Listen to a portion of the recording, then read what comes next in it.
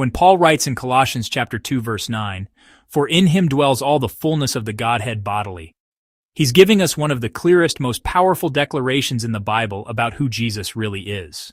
But what does it mean for the fullness of God to live in someone bodily? Let's walk through it together so it becomes clear.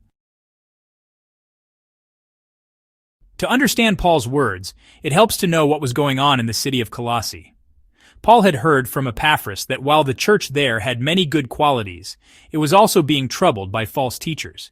These teachers claimed to have special knowledge about spiritual things, insight you couldn't get from Christ alone. According to them, Christ was just one step in a long ladder of spiritual beings you had to climb to reach God fully. This teaching later grew into a movement called Gnosticism, and its ideas were already taking root in Colossae. The Gnostics believed matter itself, everything physical, was evil. Because of that, they taught God couldn't have created the physical universe directly. They pictured God sending out a chain of spiritual beings called emanations. Each emanation was a little less divine than the last, until finally one of them was far enough removed from God's pure goodness to create the world. So when it came to Jesus, Gnostics said he wasn't God in the flesh at all. They saw him as just another emanation, an angelic go-between, not the creator himself. Paul wrote Colossians to confront this confusion head-on. He said plainly, "In him, Christ, dwells all the fullness of the Godhead bodily." Let's break that down, word by word. Fullness. This isn't a partial glimpse of God or, just a little slice of divinity. It's the complete nature of God. Everything that makes God who he is, his wisdom, his power, his holiness, was present in Jesus. Godhead, in Greek, Paul uses the word theos, which doesn't just mean godlike qualities, it means the very essence of being God. So Paul is saying Jesus wasn't simply godly, he was God himself. Bodily. Here's the part that must have stunned the Gnostics. All of God's fullness didn't hover above the earth in some distant spiritual cloud. It lived in a real, flesh and blood human body.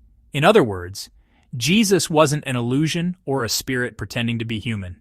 He was God wrapped in humanity. Albert Barnes put it beautifully.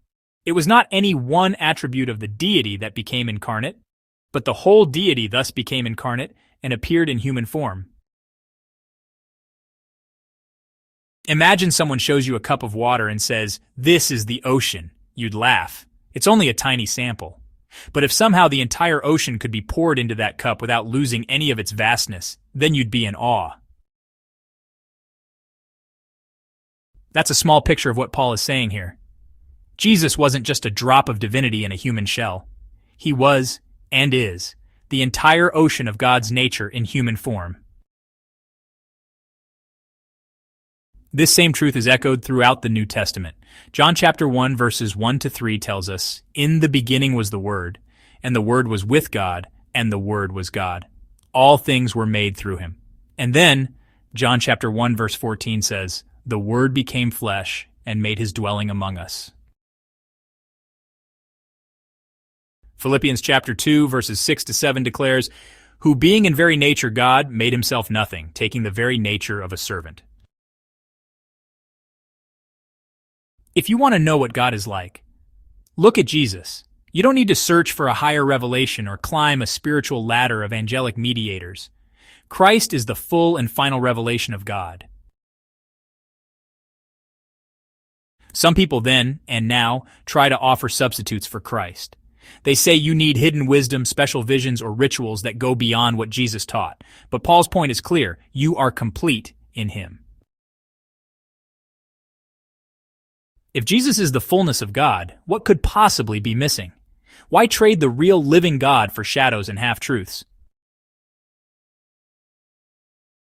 It's like, settling for the dim glow of a candle when you could actually step into the noonday sun. You might wonder, how can the infinite God fit into a human body?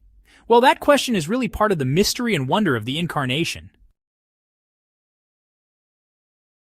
H.C.G. Moll put it this way, "It is not in a body, for for deity cannot be so confined. It is not in the form of a body, for that might suggest unreality. It is bodily, a real substantial presence. Christ didn't stop being God when he took on flesh. Instead, he clothed his divine glory in humanity so we could see and know the heart of God up close. If you ever feel you need to add something to Jesus to be truly spiritual, whether it's secret knowledge, mystical practices, or man-made rules, remember this: in him dwells all the fullness of the Godhead bodily. In him you have everything you need.